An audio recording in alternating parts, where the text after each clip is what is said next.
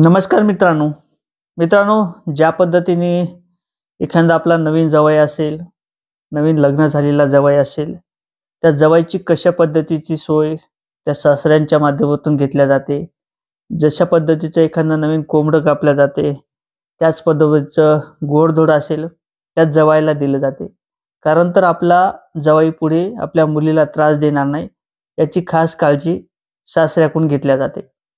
आणि तशाच प्रकारची काळजी जी आहे ते सी-आय-डी यांच्या माध्यमातून घेतली जात आहे. अशा पद्धतीचं काही आता सध्याचं चित्र आहे. आता नेमकी ही काळजी कशी आहे आणि त्याचबरोबर त्यांचे वाल्मिकांना कराडांचे जे सहकारी आहेत, खास मित्र आहेत, ते कशा पद्धतीने वाल्मिकांना कराड यांना भेटत आहेत, या संदर्भात आपण थोडक्यात विश्लेषण करण्याचा प्रयत्न करणार आहोत. मित्रांनो, मी गणेश ठाकरे, आपलीच हवा या यूट्यूब चॅनलवरती आपलं सहर्ष स्वागत आहे. मित्रांनो, नक्कीच एक वेळेस चॅनलला सबस्क्राईब करा. आता मित्रांनो, ज्या पद्धतीने वाल्मिकांना कराड यांना 14 दिवसाची सी-आय-डी चौकशी लागलेली आहे, त्यांना सी-आय-डीच्या अंडरखाली घेण्यात आलेले आणि खास त्यांचे जे सुदर्शन गुल्या होते, यांची खास चौकशी सुद्धा किंवा त्यांचं जे पकडण्याचा प्रयत्न आहे ते सी-आय-डीचा आणि पोलीस प्रशासनाचा आधीही चालूच आहे.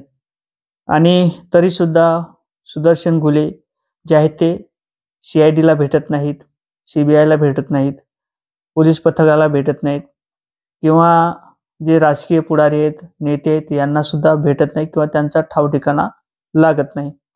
आता नेमकं हे भारत सोडून गेले, बाहेर देशात गेले, काही माहीत नाही. परंतु ज्या पद्धतीने सी-आय-डी चौकशी करते, मी काही सी-आय-डीवर आरोप करत नाही, परंतु ज्या पद्धतीने एखादा जर खून झाला, एखादा मर्डर झाला, एखादा चोरीचं प्रकरण असेल, तर तात्काळ आपले पोलीस प्रशासन एवढं सक्रिय आहे की ते तात्काळ त्यांना पकडून आणू शकतात, त्यांच्यावर जी कारवाई असेल ती करू शकतात.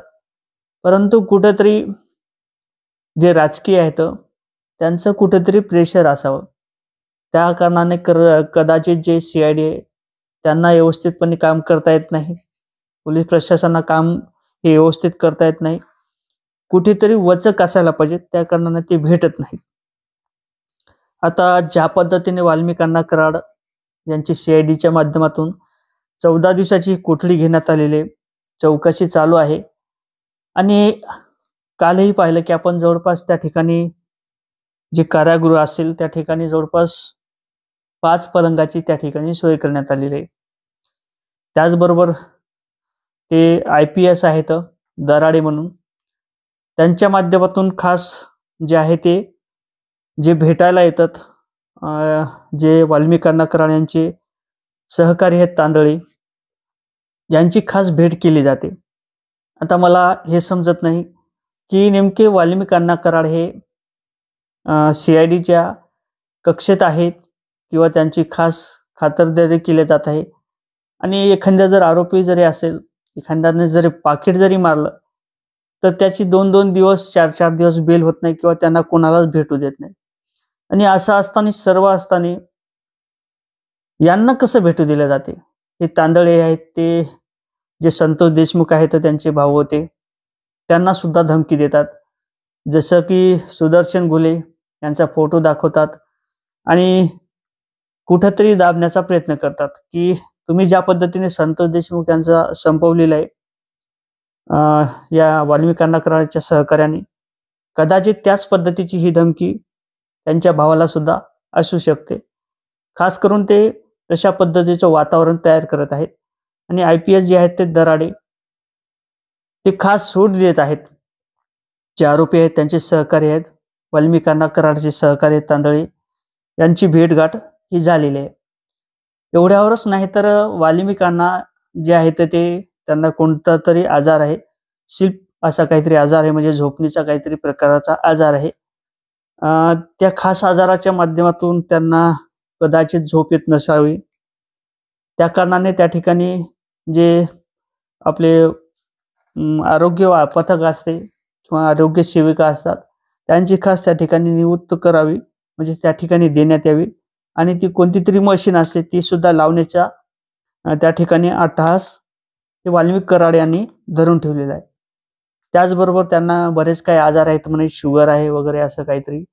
त्यांच्यासाठी खास खिचडीचा कार्यक्रम सुद्धा ठेवण्यात यावा. जेवणात खिचडी द्यावी, अशा पद्धतीची सुद्धा ही मागणी केली जात आहे. आता ही खरंच जी मागणी आहे ती कितीपर्यंत रास्त आहे? चला खिचडी सोडून द्या, खिचडी असायला पाहिजेत, खायला पाहिजेत. परंतु ज्या पद्धतीने आरोपी जे आहेत ते खुलेआम भेटत आहेत, तांदळ हे जे त्यांना भेटत आहेत, त्याचबरोबर त्यांची झोपण्याची खास सोय असेल, आजार असतील, एखाद्या व्यक्तीला जरी आजार असेल आणि तो सांगत जरी असेल की साहेब माझ्या छातीत दुखत आहे, मला कुठेतरी ॲडमिट करा, तर त्यांना सहजासहजी त्या ठिकाणी ॲडमिट करत नाहीत. परंतु साहेबासाठी काही होऊ शकते. त्यानंतर आका असतील, इतर काही राजकीय पुढारी असतील, त्यांचा खास त्यांना सपोर्ट आहे. कदाचित त्या कारणाने त्यांची खातरदारी त्या ठिकाणी होत असावी. मी सुरुवातीला सुद्धा सांगितलेलं आहे की ज्या पद्धतीने एखादा नवीन जावई सासरवाडीत जातो, त्याची खास काळजी घेतली जाते. अशाच पद्धतीची CIDच्या माध्यमातून ही काळजी घेतली जात आहे. आणि ज्या प्रकारे त्यांना पकडण्यात आलेले ते पोलिसांच्या स्वाधीन झालेले होते, CIDच्या स्वाधीन झाले होते, हे आपण सर्वांनाच पाहिलेले आहे. आणि कदाचितच जे आहेत विरोधी पक्ष असतील, त्याच कारणाने जे आहेत धनंजय मुंडे यांना कुठेतरी जो पदभार दिलेला आहे, जे मंत्रीपद दिलेले आहे, ते कुठेतरी काढून घेण्याचा प्रयत्न याच कारणाने होत आहे. कारण तर ज्या पद्धतीने एखाद्या पदावर व्यक्ती असेल आणि त्यांचे दोरे जर आरोपीसोबत जोडलेले असतात, तर ते कुठेतरी व्यवस्थितपणे कारवाई पार पडू देऊ शकत नाहीत. त्या कारणाने कदाचित हे धनंजय मुंडे यांचा राजीनामा मागत आहेत. आता ज्या पद्धतीने यांची खातरदारी होत आहे, वाल्मिकी अण्णा कराडच्या पद्धतीने पकडल्या जात आहेत, या संदर्भात नेमकं काय वाटतंय? व्हिडिओच्या कमेंटमध्ये सांगा. व्हिडिओ आवडला तर शेअर करा. चॅनलवर नवीन असाल तर आपली सवा या यूट्यूब चॅनलला सबस्क्राईब करा. जय शिवराय.